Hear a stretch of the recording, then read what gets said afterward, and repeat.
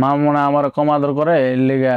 তো আপনার কি দোষ এখানে? মা গরম পানি ঢেলা দিছিল আপনার গায়ে? কেউ বিকা দিলে বিকা নিতাম, যা যেভাবে দিত রাস্তার জিনিস সেভাবে খাইতাম। আমি তো বাপ মার নাম জানি, তুই কিভাবে পাবি এটা তো আল্লাহ জানে একমাত্র। মায়েরে মিস করেন, বাবারে মিস করেন? বাপ মারে সবাই পায়, আমরা তো অনবন্ধে পাই নাই। কষ্ট হয় না আপনার যখন সবার বাপ মা আছে, পরিবার আছে? আমার কষ্ট হয়। এই পৃথিবীর রঙ্গমঞ্চে মনুষ্য জীবন বড়ই বৈচিত্র্যময়। আসসালামু আলাইকুম প্রিয় দর্শক এবং শ্রোতা, আপনাদের সবাইকে আমন্ত্রণ জানাচ্ছি আপন ঠিকানার বেসিক ভিডিওতে। আমি কিবরিয়া আপনাদের সঙ্গে রয়েছি এবং আমার সঙ্গে যিনি আছেন একটু পরেই পরিচিত হচ্ছি। তার আগে আপনাদেরকে বলছি, এই অনুষ্ঠানে যদি আপনি অংশগ্রহণ করে পরিবার খুঁজতে চান, দয়া করে ফোন করবেন আমাদের স্ক্রিনে দেওয়া নাম্বারে। নাম কি আপনার? মোহাম্মদ শুক্কুর। এটা বাপ মায়ের দেওয়া নাম? বাপার দেওয়ার নাম মোহাম্মদ শুক্কুর। শুক্কুর। বয়স কত হতে পারে শুক্কুর ভাই? 22 হবে। আপনার বাবার নাম কি ছিল? বাবার নাম করিম, মার নাম শিল্পী ছিল। আপনার জানা হলো আপনার বাড়ি ফরিদপুরে হতে পারে? জি, আমার বাড়ি ফরিদপুর। ফরিদপুর। কি হয়েছে বলেন তো, প্রথম থেকে বলেন। ছোটবেলা আমার ছোট ভাই পড়ে গেছিল কুলেতে, পরে মা আমারে গরম পানি ঢালছিল। এক সাইড পুরো আছে, বাম সাইডে পুরো আছে। আপনাকে গরম পানি ঢালছে? হ্যাঁ। কেন? ছোট ভাই পড়ে গেছিল কুলেতে, তো আপনার কি দোষ এখানে? মা গরম পানি ঢালা দিছিল। আপনার গায়ে? জি, এই যে মাথায় অনেক চিহ্ন আছে এক সাইডে। তারপরে? ওই সময় আমি কিছু বুঝতাম না, মানে এতটা কিছু বুঝতাম না। একবার হঠাৎ করে আমি সদরঘাটে আসছি, মানে সদরঘাটটা মনে করেন আমি চিনতাম না এটা কি, এটা কোন জায়গা, আমি ওই সময় কিছু বুঝতাম না। আসার পরে দিয়া ওখান কি আমার বাপ মা কি আমার থুয়ে গেল গা, নাকি আমি হারাই গেছি, আমি কিছু বলতে পারতেছি না। ওই সময় কিছু আমি বুঝি না। 2008-9 হইব ওই সময়। এখন শোনা বুঝি কিছু কিছু আল্লাহর রহমতে। পরে দিয়ে আমি 6 মাস বা 1 বছর সদরঘাটে একটা এনজিও ছিল। আপনি আসলেন কিভাবে? আপনার বাপ মা নিয়ে আসছে? বাপ মা নিয়ে আসছিল। নিশ্চয় ওখানে রেখে গেছে? আমার যেটুকু খেয়াল আছে, হয়তো আমার বাপ মা রায় খেতে হয়ে গেছে, নয়তো আমি হারাই গেছি। আচ্ছা, তারপরে কি হয়েছে? তারপরে দিয়ে আমি সদরঘাটে 6 মাস 1 বছর ছিলাম। ওই সময় ছোট ছিলাম, কিছু বুঝতাম না। যা যেভাবে দিত রাস্তার জিনিস সেভাবে খাইতাম। কেউ বিকা দিলে বিকা নিতাম, এরকম ছিলাম। এরকম 6 মাস 1 বছর থাকার পরে দেয়া থাকতেন কই রাতের বেলা? সদরঘাট একটা ক্লাব ছিল ওই পারে, ওই ক্লাবটা বন্ধ। তারপরে দিয়ে আস্তে আস্তে আমাকে সমানে ছোট ছোট পোলাপান ছিল। ওই সময় ওরা বলছিল কি, যে পরে দিয়ে গেছি 2-3 মাস থাকলাম। থাকার পরে দিয়া একজন লোক ছিল পলাশ, মানে হেরা এনজিওতে চাকরি করে। আপনি 2-3 মাস কি করছেন? যাই যেভাবে ডাক দিত সদরঘাটে যেটা করছিলাম এরকমই। আচ্ছা, কি করছিলেন সদরঘাটে? ভিক্ষা টিকা করা? ভিক্ষা টিকা মানে যাই যেভাবে দিছিল, যে কাজ সবাই বুঝতো আর কি, যে টোকাই ছেলে মেয়ে যেভাবে টোকাই লাইফ। ছেলে। আচ্ছা, হ্যাঁ। তারপরে পলাশ নামে কি হয়েছে? পলাশ নামে ওই লোকটা, পলাশ দাদা। ওই লোকটা আমার বলছিল একদিন এরকম এরকম জায়গায় যাবা বৌদ্ধবন্দিতে গেলে একটা সেন্টার আছে, ওই জায়গায় মনে করো তোমাকে মতন ছেলেরাও রাহে মেয়েরও রাহে, আলাদা আলাদা, ছেলে আলাদা মেয়ে আলাদা। ওইটার নাম ছিল এনজিওর নাম ছিল।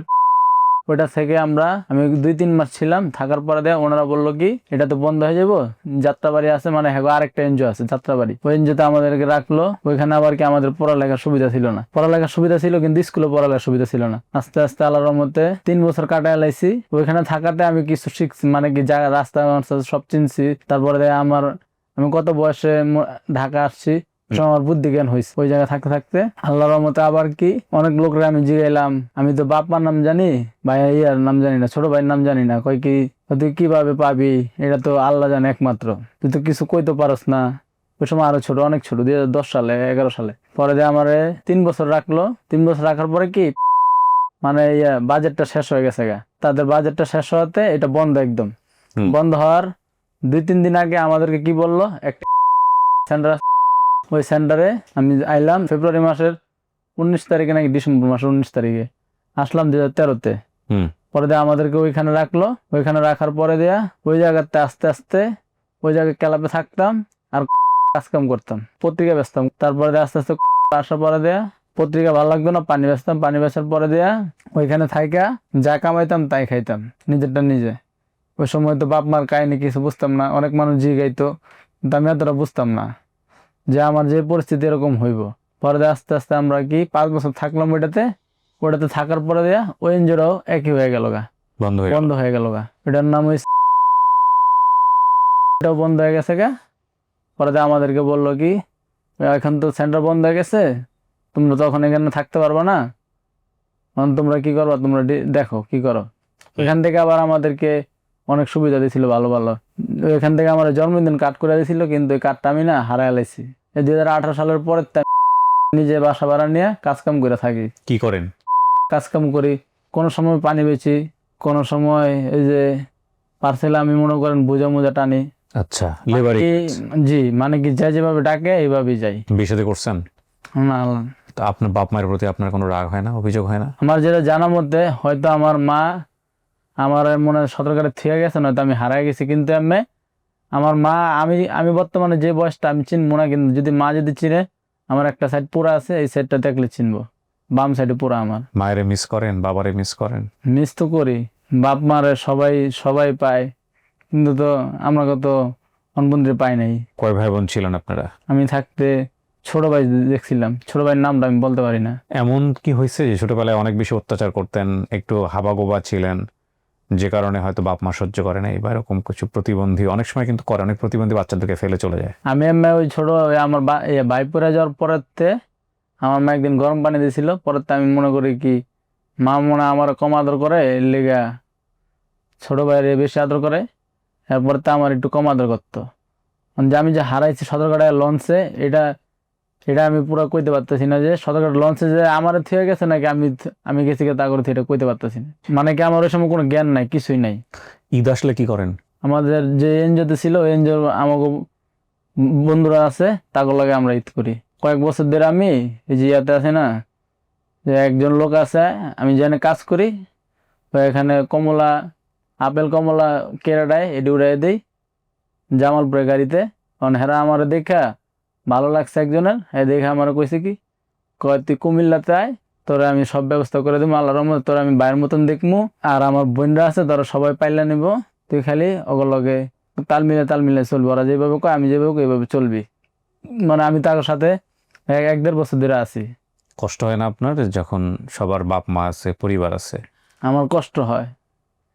আমি এখন বর্তমানে যেখানে আছি, আল্লাহ না করুক কোনো সময় যদি একটা দুর্ঘটনা হয়ে যায় তাদের সাথে, তারা তো আমার ওই সময় চিনবে না, যদি একটা দুর্ঘটনা হয়। আর আপন নইলে তো আল্লাহর মধ্যে তারা আমার চিনবো। এই পৃথিবীর রঙ্গমঞ্চে মনুষ্য জীবন বড়ই বৈচিত্র্যময়, বিদগ্ধ স্মৃতি। এটা সত্য কিনা আমরা জানি না, যদি কোনো সন্তানকে কোনো বাবা মা ফেলে রেখে যান, সেটা সেই সন্তানের স্মৃতিতে যদি থাকে, বা সন্তান যদি কনফিউজও থাকে, তাহলে এটা নিঃসন্দেহে অনেক কষ্টের স্মৃতি। জি, সন্তানকে ফেলে দেন বাপ মা, সন্তানকে ফেলে দেন, এরকম ঘটনা আছে, প্রচুর আছে। বাংলাদেশে অহরহ কেস হয়, ডাস্টবিনে ফেলে দেয় বাচ্চাদেরকে, অনেক আছে। এবং শুধু কি তাই, এই যে বলে না যে মা সন্তানের সাথে নিষ্ঠুর আচরণ করে না, এটা একসময় আমি বিশ্বাস করতাম যে হ্যাঁ, এটা মা কি পারে, অফকোর্স মারা তো মাই, কিন্তু প্রত্যেকটা মানুষের গল্প আলাদা। মারা কখনো কখনো সন্তানের সাথে এমন পক্ষপাত দুষ্ট আচরণ করেন, বা এমন জিঘাংসামূলক আচরণ করেন, সিচুয়েশনালি এত বাজে ব্যবহার করেন, যেটা চিন্তাই করা যায় না, but exception cannot be the example, definitely না। বাবাদের ক্ষেত্রেও এটা সত্য। আমরা মা বাবার যে সম্মানের জায়গাটুকু আছে সেটাই বড় করে দেখতে চাই, আমরা চাই ছেলেটা তার বাড়ি ফিরে যাক। চলুন একটু চেষ্টা করি, তাওয়াক্কাল তো আল্লাহ। একটা ভালো সংবাদের প্রত্যাশা আমরা শেষ করছি। আসসালামু আলাইকুম।